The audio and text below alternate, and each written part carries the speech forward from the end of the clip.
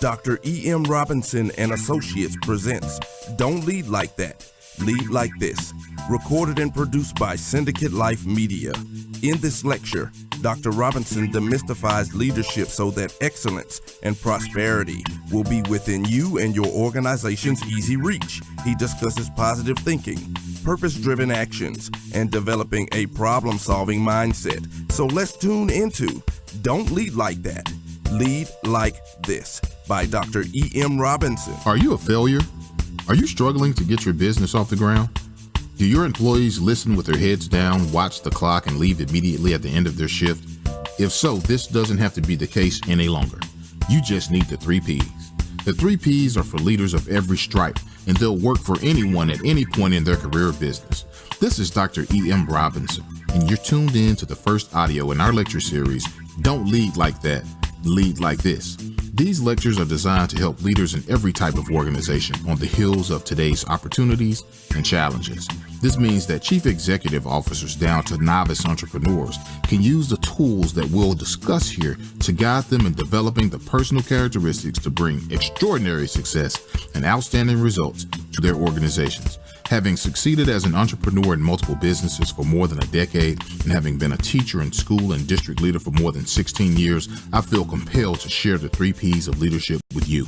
I bring this to the world because 1, I wish I had this information at the close of my teens because I would be so much further along in my businesses, financially, and in all my relationships, especially my marriage. Secondly, I truly believe that knowledge shouldn't be hoarded, but should be shared with the world, especially considering my penchant for education, spending many years in school as a student and just as many, if not more, educating others. Lastly, when I look at organizations, especially businesses, our society and economy needs more profitable businesses that exhibit high levels of customer service.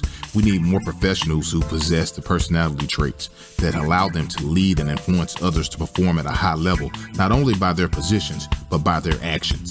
Basically, more role models with every skill and attribute that inspires others to give their best is what this information is designed to produce. Now, these precepts are tools that anyone can employ to create success. And I do mean anyone. It doesn't matter if you were once a leader and you have fallen, or you're at the top of your field, or even starting fresh in your industry, job, or business. I want you to know that the 3 Ps are simply essential to attaining contemporary success. If you feel that this is something that could benefit you, listen attentively, take notes, and replay this audio over and over until it sinks into your subconscious. That way, these attributes become a part of your personality and your being over time. So let's dive into Don't Lead Like That, Lead Like This, through dissecting the 3 Ps. I'll begin this discussion of leadership, this Don't Lead Like That, Lead Like This philosophy, by giving you the following quote. I don't recall seeing it in print, but I have seen it in action, and I'm referring to dozens of years of work and engagement with hundreds of organizations. Here's the quote. In all organizations that excel, relationships come before tasks. Let me say that again. In all organizations that excel, relationships come before tasks. This is not something novel or revolutionary. It's very simple. But without fail, it's ignored in many organizations, from Fortune 500 corporations to the mom and pop store in a town of 2,500 people. Again, I state in all organizations that excel, relationships come before tasks. We'll discuss this in greater detail as we jump into the 3 Ps, but I first wanted to establish some basis of thought on which to build this philosophy of the 3 Ps. In all organizations that excel, relationships come before tasks. So what are the 3 Ps? First is positive thinking and behaviors in all aspects of work that's being done in the organization, primarily in dealings with employees.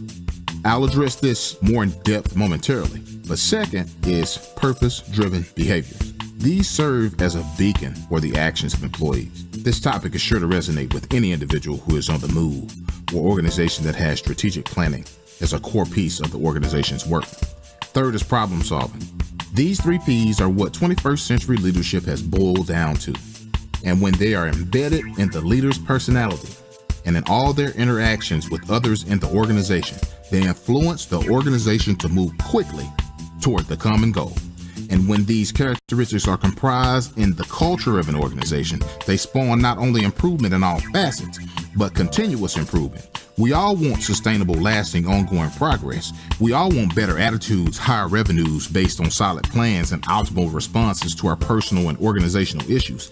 Even poor people want things to improve, but so many refuse to engage in positive thinking, having an ultimate purpose, and constantly working to solve their problems. Understand that the 3 Ps are at the heart of any personal or organizational development, because positive thinking, purpose-driven action, and problem solving are at the root of excellence. So positive thinking. So when we cut positive thinking and positive behaviors open and look inside of them, we see that leadership is stylistic. The outstanding author and researcher Peter G. Northouse wrote extensively on leadership and proposed that there are 2 types of leadership behaviors: task behaviors and relationship behaviors. The task behaviors lead to accomplishment of the goal, while relationship behaviors help employees feel comfortable with themselves, each other, and the situations in which they work. When you consider the management of any organization, we can equate morale of employees to positive thinking. And in contemporary companies, morale stands out as a key piece in how well the organization is functioning. Organizations with excellent employee morale are high performing. Organizations with low employee morale are marginal at best. And for the individual, high morale or positive thinking shields them from negative thoughts and negative outcomes, because in all situations, the individual is searching for what is positive. They also tend to view what might normally be deemed as negative as an opportunity for something great. Look around and think about it. In the organizations in which you have worked, were people smiling, engaged, eager to perform, and wanting to do new and exciting things? Or were employees very serious, dry, lazy, apathetic, disengaged, or stuck in a rut? In both cases, the personality and behaviors of the leader engender the organization's outcomes. If the leader is smiling, engaged, happy, warm, eager to perform, and wanting to do new and exciting things in the organization, those attributes permeate the entire organization. Likewise, if the leader is very serious, dry, lazy, apathetic, disengaged, and seems to be in a ravine of sorts, this too will permeate the organization. On the one hand, a positive leader will create a positive organizational culture. On the other, a negative leader will foster a negative organizational culture. For an individual, positive thinking and actions bring about positive results, and negative thinking begets negative results. I recall working in an organization a couple of decades ago where the leader never smiled. It didn't matter if it were a holiday, the leader always possessed this stoic look on his face. As one of the mid-level executives in the organization, I would hear the rumblings from employee after employee that the leader was an a-hole. I also routinely heard and experienced that he regularly smarted off, micromanaged everything, and spouted off termination threats to personnel if they didn't accomplish certain goals. In this environment, most of the other mid-level executives and other subordinates expressed in parking lot conversations their bouts with oppression because of the leader. Not depression, oppression. And as I look back, it's clear to me that no matter how hard this leader pushed himself and others, there was always this silent insubordination and disgruntledness amongst employees. Not only that, our organization was yielding mostly marginal, if not negative results. These outcomes were a direct correlation to the leader's negative attitude. Yet in one of my more recent experiences, the leader always exhibited a positive attitude. When I first met this leader, having been in the environment for many years with the aforementioned negative leader, I thought this positive leader was out of her mind. She smiled incessantly. She was happy every day. I was like, who is this person? She listened to every conversation, was involved in every activity, and micromanaged just like the negative leader. Yet I don't recall a single person saying anything negative about this leader. As a matter of fact, most employees showed an unwavering loyalty to this leader. This leader regularly laughed and talked casually with the employees while also giving direction toward accomplishment of the goal. And when this leader did give an assignment or issued a directive, employees rushed to get it done, and done well. I don't recall her ever threatening an employee's job, but I witnessed her praise employees continuously. Needless to say, I preferred the positive leader over the negative one. Her positive thinking applied to every occurrence within the organization. It will usually lead to a closed-door rebuke or a "how can I support you on this matter" response from the leader. And following the reprimand, all interactions were positive. On the flip side, in the negative leader's environment, there would be open rebuke and unsettling ridicule from other employees. Not to mention, the leader became feared, which proved to be very ineffective because employees hid everything they could from the leader and retaliated silently. One word of caution on this note: do not lead through fear, lead through positive example. This warrants repeating.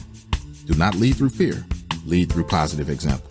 I emphasize this because it's always best to be viewed positively. The negative leader had a terrible reputation with employees. Most employees seem to fear him, but I do not remember this fear preventing employees from discussing him in a negative way in their private conversation. These negative talks were the norm, if not a means for venting in order to cope with their situation within the organization. So it goes without saying that I enjoyed working with a positive leader more so than the negative. And I'm sure that most individuals I worked with during that time would have similar sentiments. It's clear in both circumstances that in order to lead effectively, both tasks and relationships are significant. Yet in both circumstances, if relationships came before tasks, both organizations would have excelled. Simply put, the negative leader was ineffective and the positive leader was highly effective because relationships were cultivated first, then came the tasks which were done well, allowing the organization to excel. Without positive thinking at the forefront, the organization will not be on the move, get ahead of the competition, or be a place where employees enjoy coming to work as opposed to considering their work drudgery. On a personal level, positive thinking creates positive results for you, and it creates opportunities for continuous improvement. It also renders you likable and highly sought after. Dr. E.M. Robinson.